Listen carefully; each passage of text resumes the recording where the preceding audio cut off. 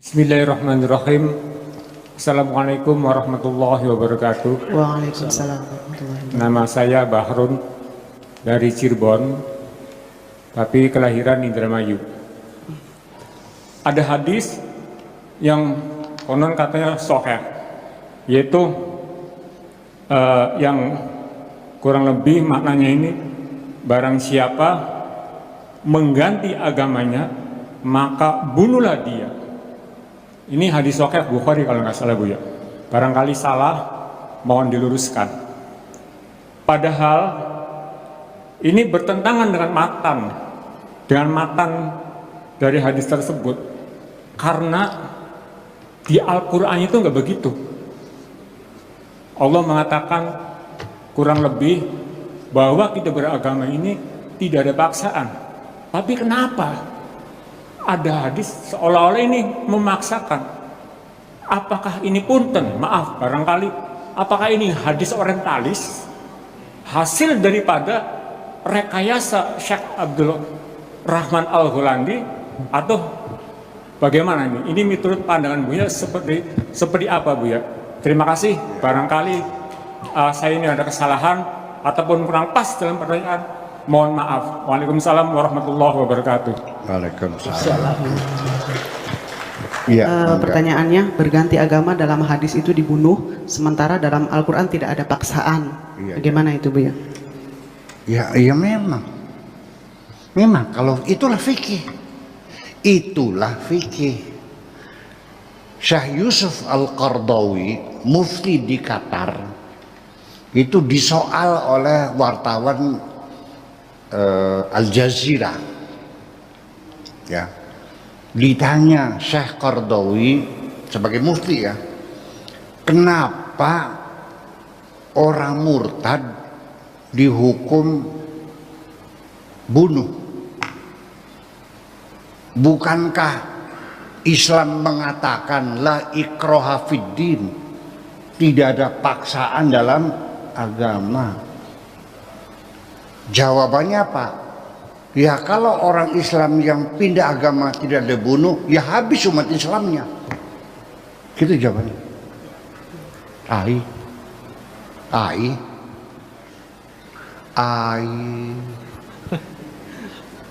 Jadi kalau nggak dibunuh habis umat Islamnya. Iya. Katanya bebas. Iya, orang masuk Islam bebas, tapi keluar nggak boleh.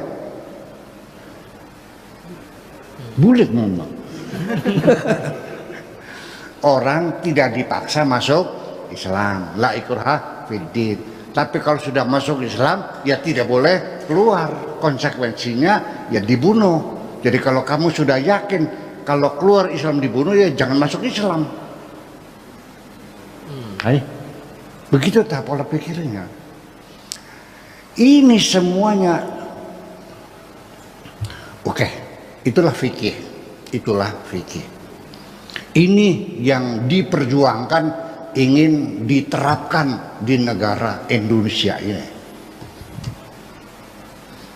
Murtad bunuh, berzina rajam, dikubur separuh, dilemparin sampai mati, mencuri potong tangan, tidak sholat bunuh, tidak zakat bunuh, murtad bunuh. Habislah.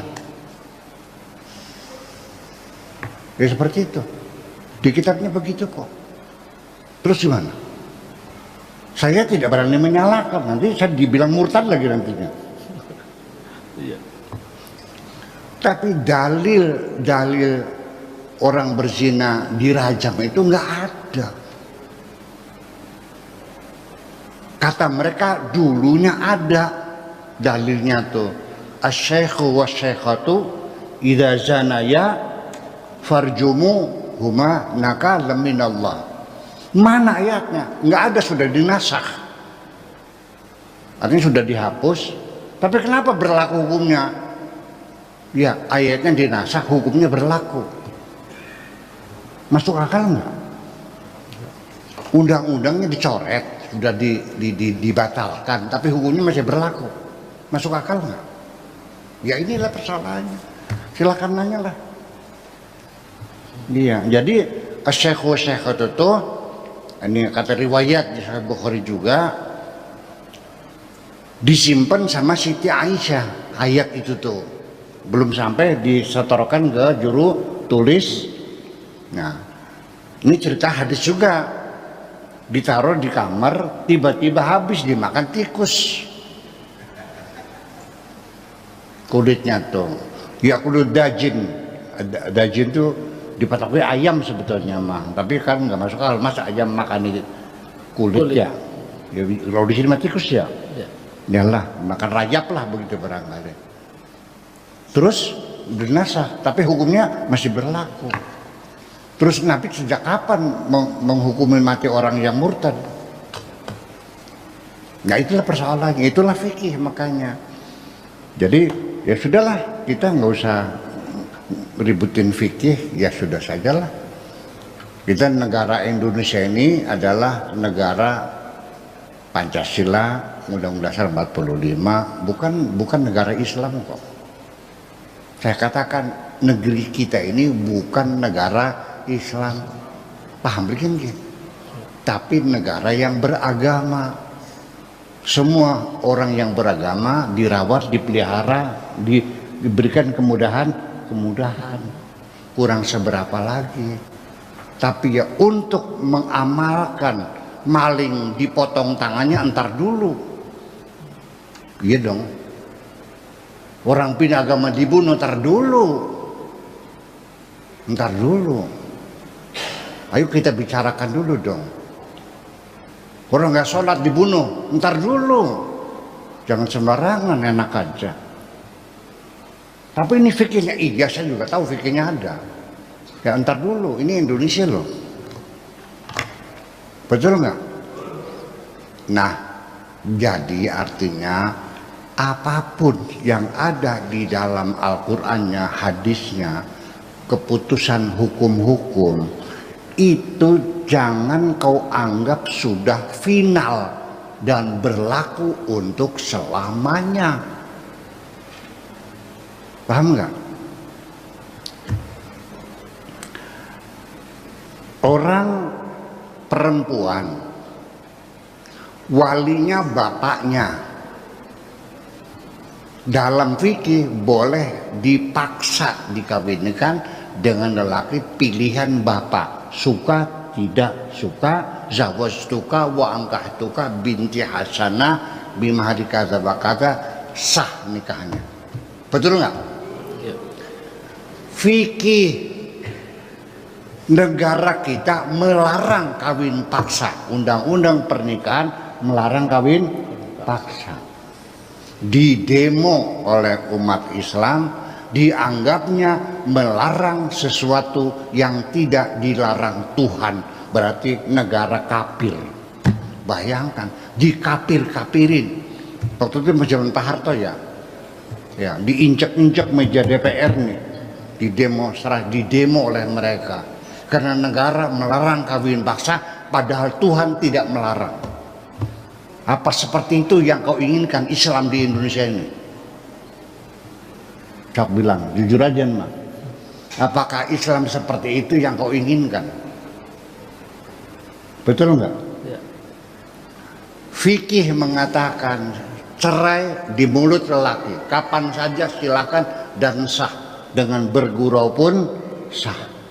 Dicabut oleh negara, harus diproses di pengadilan, juga tidak menerimakan umat Islam ini. Sampai sekarang banyak kiai yang beranggapan sah cerainya dengan ucapan itu, dan harus rujuk kawin lagi.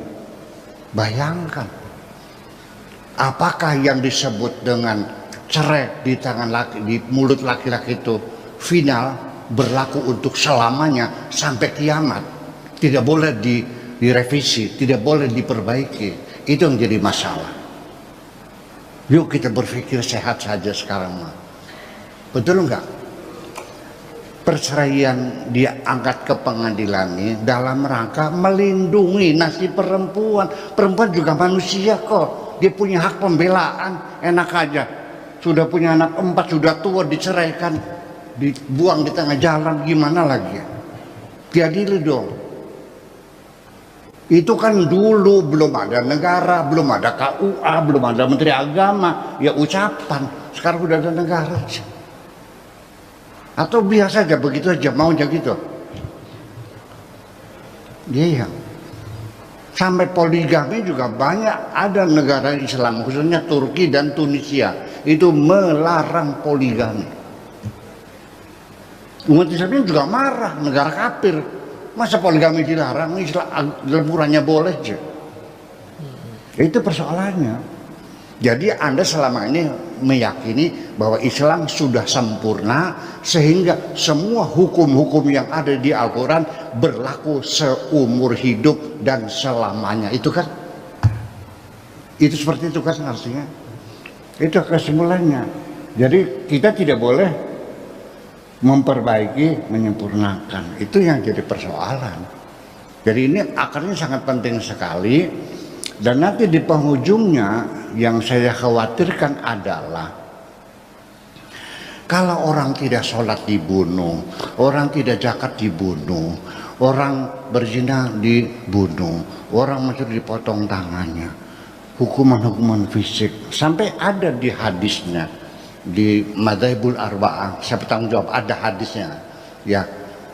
Ada seorang sahabat melaporkan kepada Kanjeng Nabi bahwa ada beberapa orang maling yang di penjara itu melarikan diri, perampok itu melarikan diri.